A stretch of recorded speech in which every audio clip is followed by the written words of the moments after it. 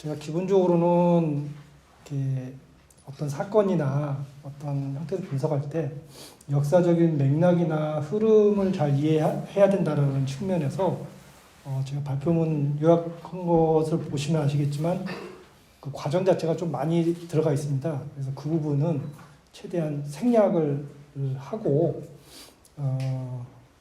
배경과 의미, 대응 방안 여기에 초점을 맞춰서 말씀드리도록 하겠습니다.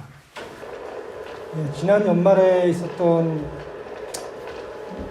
당중앙위원회 8기 9차 전원회의 그리고 올해 1월 달에 있었던 1월 15일에 있었던 시정연설을 통해서 북한이 과거와는 전혀 다른 민족문제 해법, 특히나 남북관계를 두 개의 교전국으로 새롭게 규정하는 약간은 좀 충격적인 그런 내용들이 들어가 있어서 이것을 우리가 어떻게 이해할 것인가라고 하는 것이 굉장히 중요한 문제로 대두가 되고 있습니다.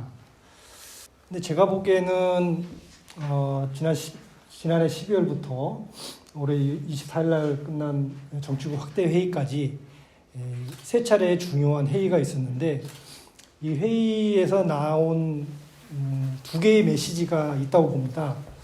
하나는 전쟁이라는 단어가 굉장히 많이 이제 사용됐습니다. 물론 그 앞에 전제가 있습니다.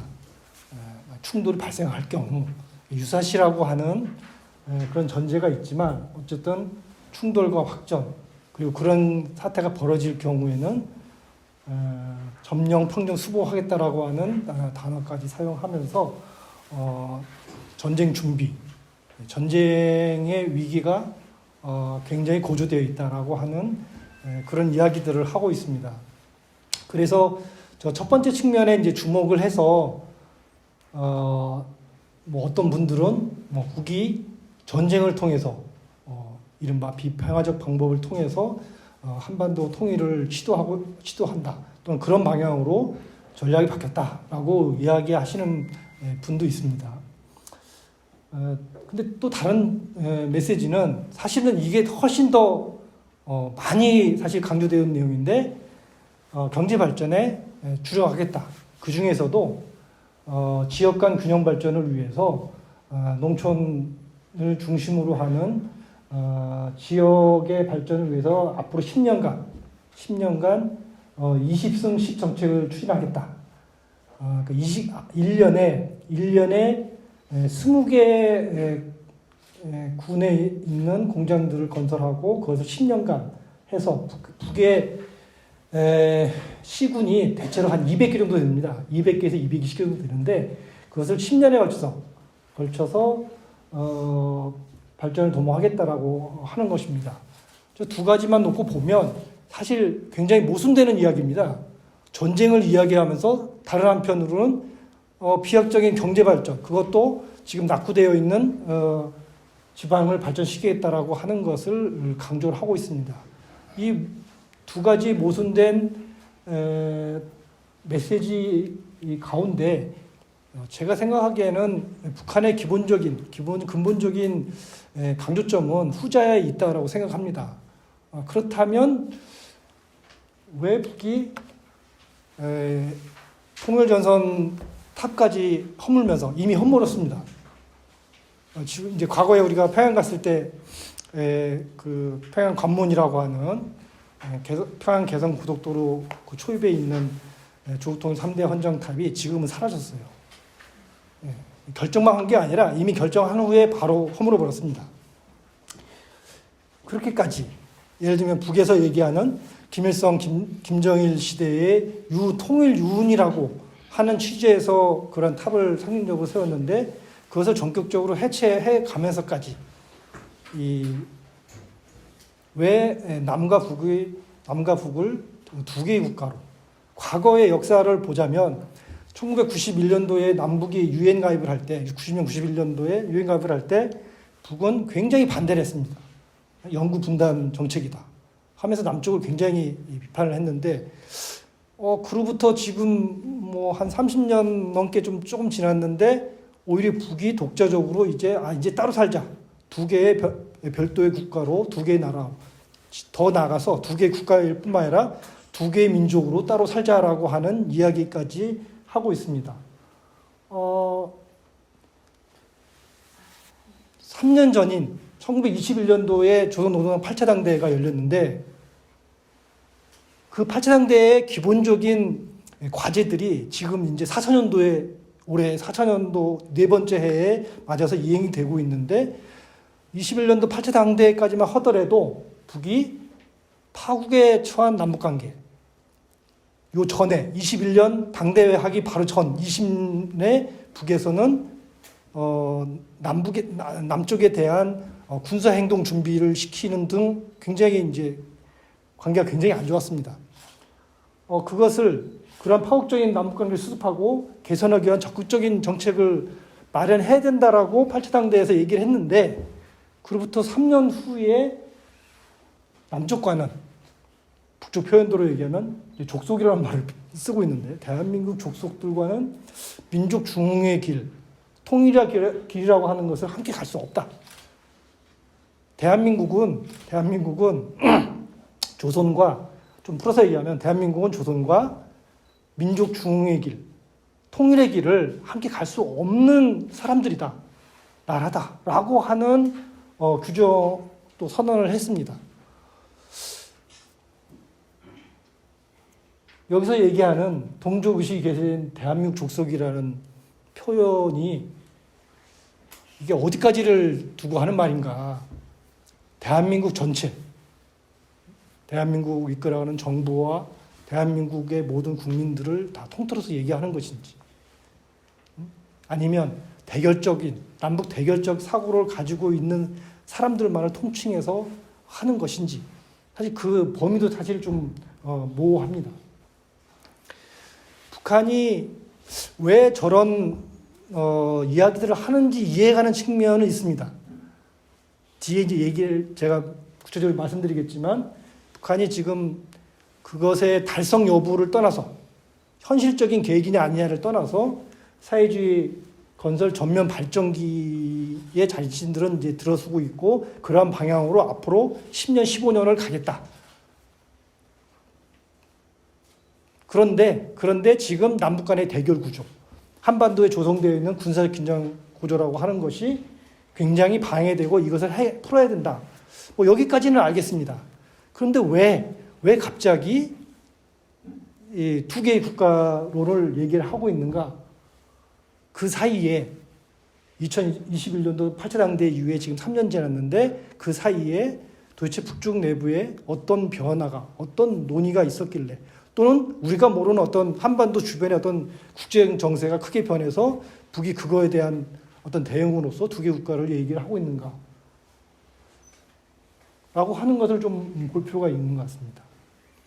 북에서 두 개 국가론 처음 나왔을 때 제가 처음에 들었던 생각은 뭐였냐면, 첫 번째로는 10년 전에 북 내부에서 있었던 범민련 해소 논쟁이 처음에 떠올랐습니다. 그때 이미 북한 내부에서는 북한의 젊은 세대, 통일전선부, 그러니까 우리로 치면 통일부에 해당되는 북측 통일전선부 내의 젊은 30대, 40대들이 비합법 상황에서, 남쪽에서 비합법 상황에서 사실상 3대 연대 기구의 역할을 하지 못하는 범민련을 해체하고 새로운 형태로 나가야 된다라고 하는 논의가 제기돼서 거의 해체되는 그 단계까지 얘기가 진전이 됐습니다. 그때 북측 범민련의 원로들이 굉장히 반대를 세게 했습니다.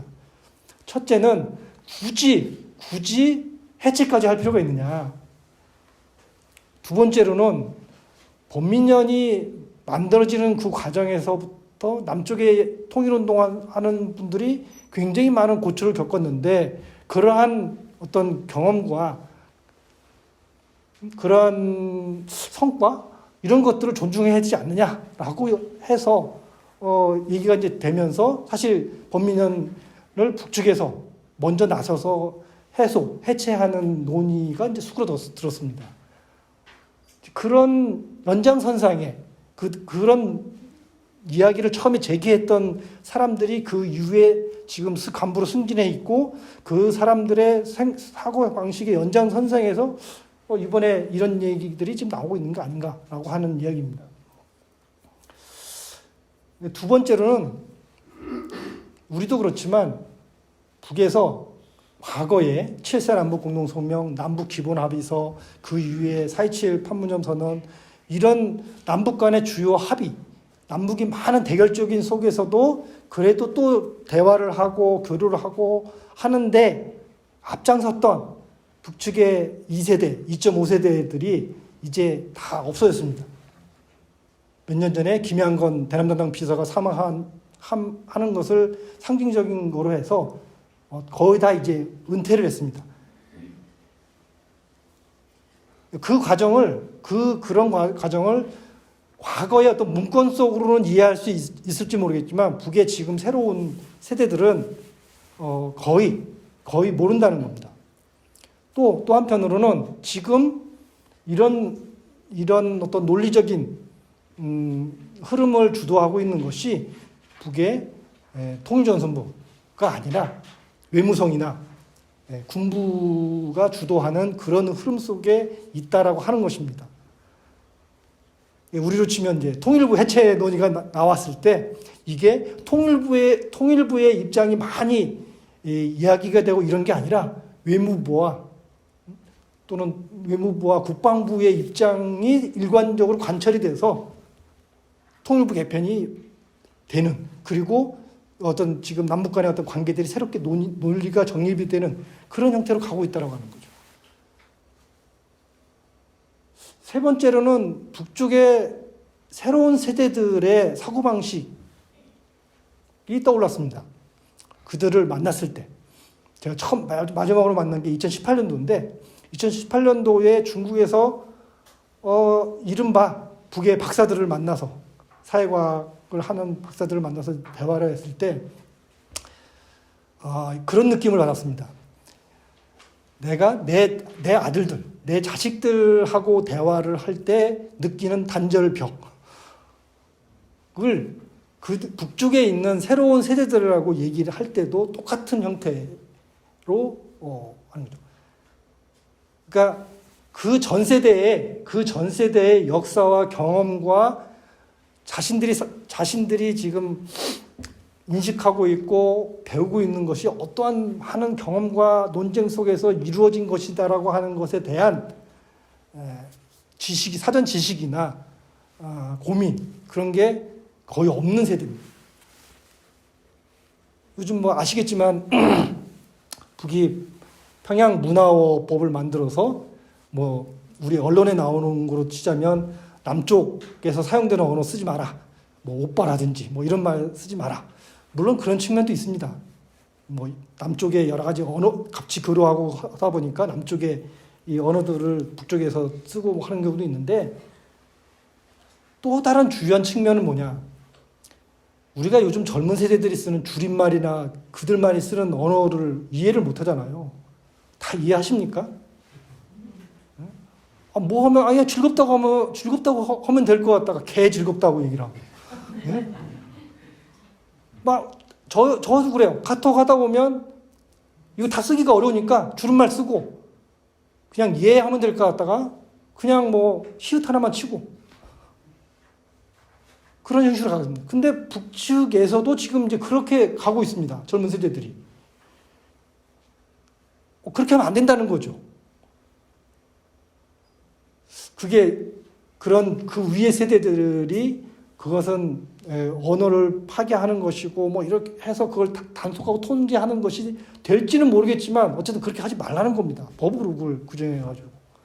근데 그런 북쪽의 새로운 세대들의 사고방식 속에서는 이게 떨어져 살자라고 하는 것이 우리 남쪽의 통일보다는 그냥 떨어져서 그냥 서로 알아서 살자 라고 하는 이 통일의식이 높아지는 현상들이 북쪽에도 그대로 나타나고 있는 것이 아닌가라고 하는 것입니다.